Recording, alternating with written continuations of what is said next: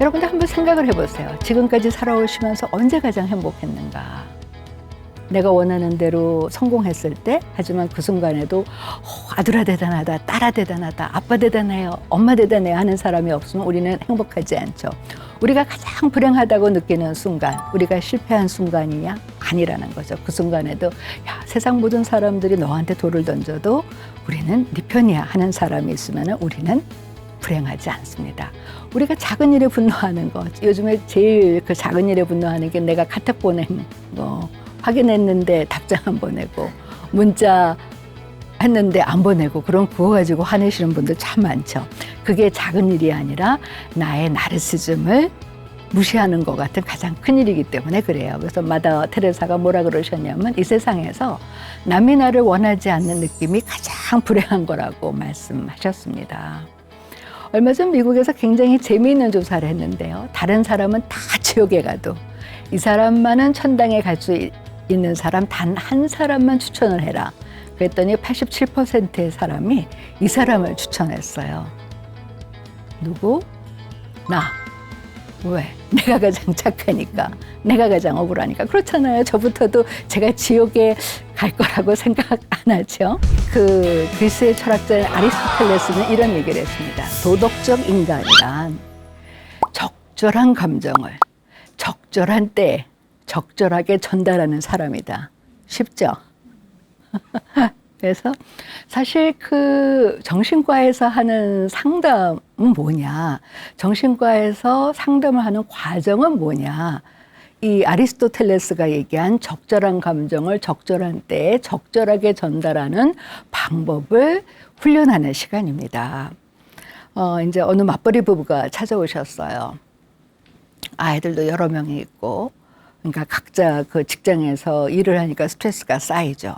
근데 남편은 남편대로 자기는 아내 일을 도와주고 집안일을 도와준다고 하는데, 아내는 맨날 자기 보고, 왜 다른 남편들은 그 누구는 이 또 나오죠. 다른 남편들은 내가 얘기를, 아내가 얘기도 안 해도 다 저기 그 집안 청소도 해주고 빨래도 해주고 설거지도 하고 애하고도 잘 놀아주는데, 당신은 맨날 저기 그 직장에서 와가지고서는 피곤하다고 눕냐. 근데 남편은 자기는 피곤하지만 나름 하는 거거든요. 그러니까 남편은 남편대로 서운해요.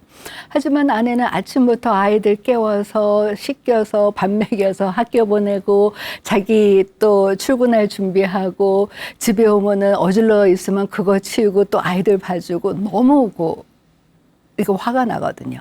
그러니까 이제 서로 그렇게 싸우다 보니까 서로 지쳐가는 거예요. 그러니까 그 분노를 이제 아이들한테 풀고 나서는 또 후회해요. 그러다가 이제 도저히 이렇게 해서는 안 되겠다 해서 이제 찾아왔습니다. 근데 상담을 하면서 이제 남편이 아내한테 당신이 그렇게 힘든 줄 몰랐다, 미안하다, 그런 이제 그 화해 제스처를 썼는데, 아내는 너무너무 화가 여기까지 꽉 차 있으니까 그거 가지고 안 된다는 거예요. 그래서 제가 상담하면서 상대가 용서를, 화해를 청했을 때 그것을 받아주는 것도 용기입니다. 그랬더니 한번 그럼 얘기를 해보자고. 그래서 사실은 이제 아내는 남편하고 이제 한판 싸울 준비를 하고 들어간 거예요. 햇소리만 해봐라, 내가 가만히 안 있겠다. 그랬더니 남편이 보자마자 아내한테 정말 내가 미안하다. 내가 그동안 참 잘못 생각한 거가, 나는 나름대로 당신을 도와준다고 생각했고, 내가 사실 제일 잘못 생각한 것은 집안일을 나는 도와준다고 생각을 했는데, 곰곰이 생각을 해보니까 이게 도와주는 게 아니라 같이 하는 거다. 정말 미안하다. 그러니까 그냥 아내가 그 얘기에 그냥 펑펑 울었어요. 그러니까 그다음부터 서로 화해가 돼가지고, 그때는 이제 서로 시키지 않아도 그냥 서로 도와주는 거예요. 그리고 당신 뭐 힘든 거 없어? 즉 정신과 상담의 과정은 뭐냐면은 나와 상대 감정을 이해하고 수용하는 거예요. 내가 보기에는 내가 더 힘든 것 같지만 상대가 더 힘들다고 하면, 내가 보기에는 내가 저기 7이고 네가 저기 3으로 힘든데, 내가 양보를 해도 내가 6이 힘들고 너가 4인데 뭐 나보다 더 힘들다고 하냐 하다가, 내가 보기엔 아니지만 아내가 남편이 힘들다고 하면 그 감정을 그대로 이해하고 수용하자. 그리고 우리가 같이 힘을 합쳐서 이 힘든 과정을 이겨나가자. 그렇게 격려하면은 중요한 건 뭐예요? 인간관계에서 가장 중요한 것은 신뢰잖아요. 그러니까 서로 믿을 수 있어야 되잖아요. 그리고 우리가 이렇게 힘든 과정을 같이 해나가면은 우리한테 좋은 일이 있을까 어떤 희망이잖아요. 그런 신뢰와 희망을 나눌 수 있는 관계를 맺는 것을 배우는 이제 과정인 것입니다. 예전에 이제 김수환 추기경님이 이 세상에서 가장 멀고도 힘든 여행이 이 머리에서 마음으로 가는 여행이라 그랬잖아요. 그러니까 정신과 상담이라는 건 한마디로 말씀드리면은 이 머리에서 마음으로 가는 여행길을 좀 이렇게 싸우지 않고 쓸데없는데 에너지 낭비하지 않고 효율적으로 떠나는 방법을 알아보면서 그 과정에서 가장 중요한 나의 마음, 상대의 마음을 이해하는 심리 지능을 향상시키고 궁극적으로는 삶의 지혜를 알아가는 과정인 것입니다. 근데 아마 여러분들 보시면은요, 주위에 머리는 너무 좋은데 사람의 마음은 전혀 이해 못 하시는 분들 참 많으시죠. 아이들이 제일 싫어하는 게 그 부모님의 교장선생님과 같은 훈계, 구구절절이 다 옳잖아요. 하지만 듣기 싫어요. 그러니까 IQ가 뛰어나다고 해서 심리지능이 좋은 건 아니에요. 또 EQ, 정서지능. 그러니까 감정은 풍부한데 너무 감정이 풍부하다 보니까 내 감정도 못 다스리고 그냥 상대방이 무슨 얘기하면 같이 울고 그러다 보니까 동정심이 있는 건 좋지만 자칫하면 또 속아 넘어갈 수가 있죠. 이 SQ, 사회적인 지능, 뭐 우리가 많이 보고 있습니다. 사회적으로는 성공했지만 이 인간관계에 있어서 어떤 공감, 소통, 수용, 믿음 그런 것은 이제 갖지 않은 분들. 그래서 심리지능은 사실 IQ, EQ, SQ를 다 더한 것보다도 더 고차원의 지능이라는 것이죠. 근데 왜 이렇게 심리지능이 중요하냐 하면은요. 우리 뇌가 좌뇌와 우뇌로 이루어져 있는데 이 앞에 있는 뇌를 전두엽이라고 그럽니다. 그런데 좌뇌의 전두엽은요.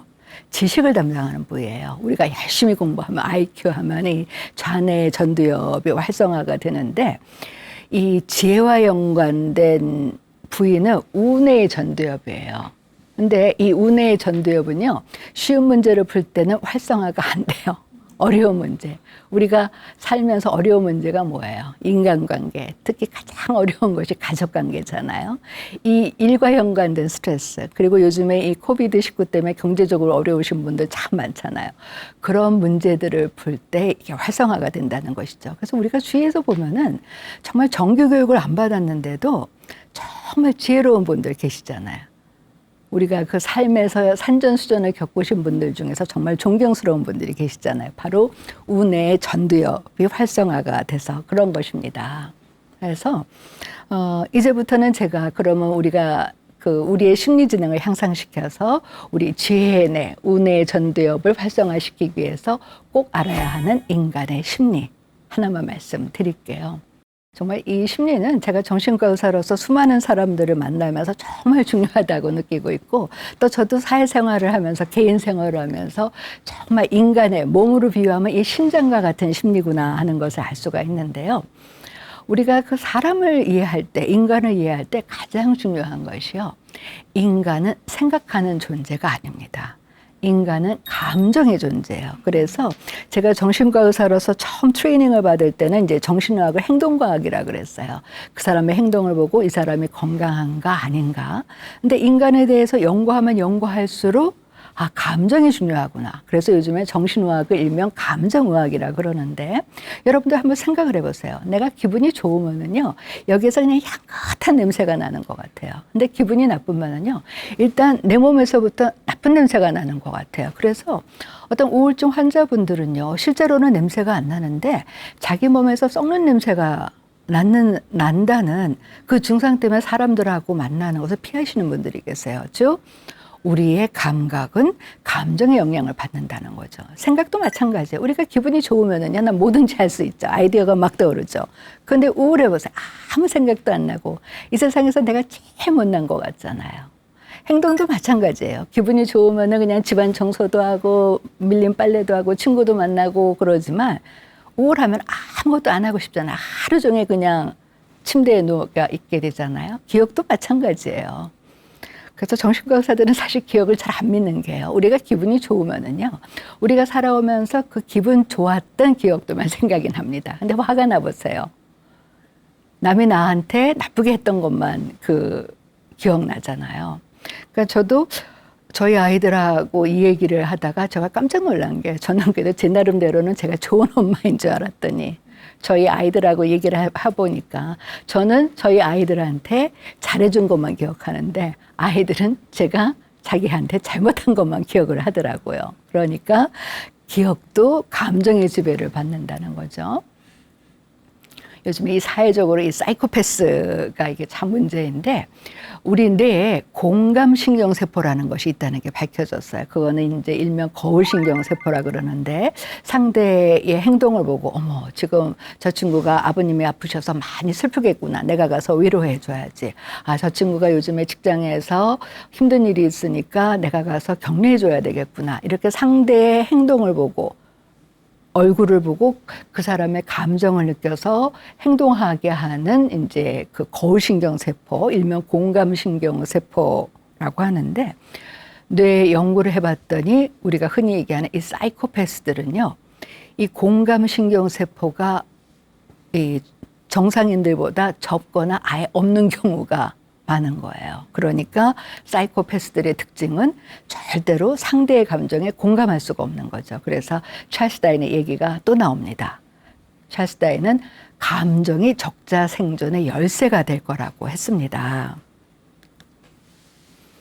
그러면 우리가 다 알아요. 감정이 중요한 거, 감정을 움직여라. 그런데 문제는 감정은 이 기와 같아요. 보이지가 않아요. 그럼 어떻게 상대의 감정을 움직이지? 상대의 감정을 움직일 수 있는 그 지름길이 되는 핵심 심리, 그게 바로 나르시시즘입니다. 나르시시즘은요, 우리가 흔히 생각하는 것처럼 공주병, 왕자병이 아니고요. 그것은 나르시즘이 병든 상태이지 나르시즘 자체가 아니에요. 나르시즘 그 자체는 내가 가장 소중한 사람이에요. 그리고 세상과 다른 사람들도 그렇게 나를 소중한 존재로 여겨주기를 바라는 심리입니다.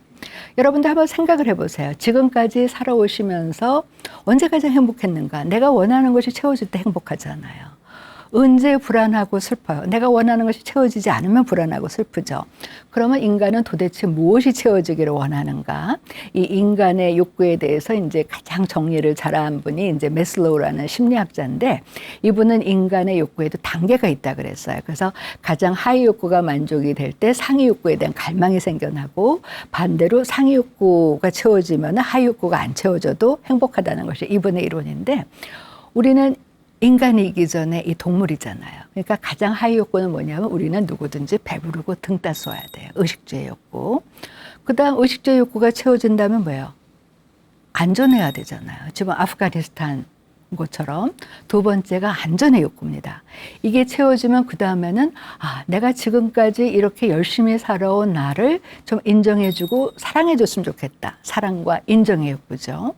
사랑과 인정의 욕구가 채워지면 나의 잠재 능력을 발휘해서 정말 내가 할 수 있는 최선의 노력을 하고 싶다. 자기 실현화의 욕구고, 맨 마지막이 영성의 욕구입니다. 이것은 신앙을 가지신 분들은 뭐 부처님과 나, 그다음에 하느님과 나 사이를 생각해 볼 수도 있고, 아닌 분들은 나만 잘 사는 것이 아니라 남도 더불어서 잘 살자는 건데요. 그렇잖아요. 여러분들이 아시는 것처럼 이 영성의 욕구가 만족이 되신 법정 스님, 성철 스님, 김수환 추기경님은 남이 나를 알아주지 않아도 행복하고, 언제 어디에서 뭘 드시든지 간에 행복한데, 그냥 저를 포함한 보통 사람들은 이 영성의 욕구 밑에 네 가지 욕구 어딘가에서 이제 갈망하고 있는데, 여러분들은 머리가 좋으시니까 아실 겁니다. 딱 중간에 있는 사랑과 인정의 욕구.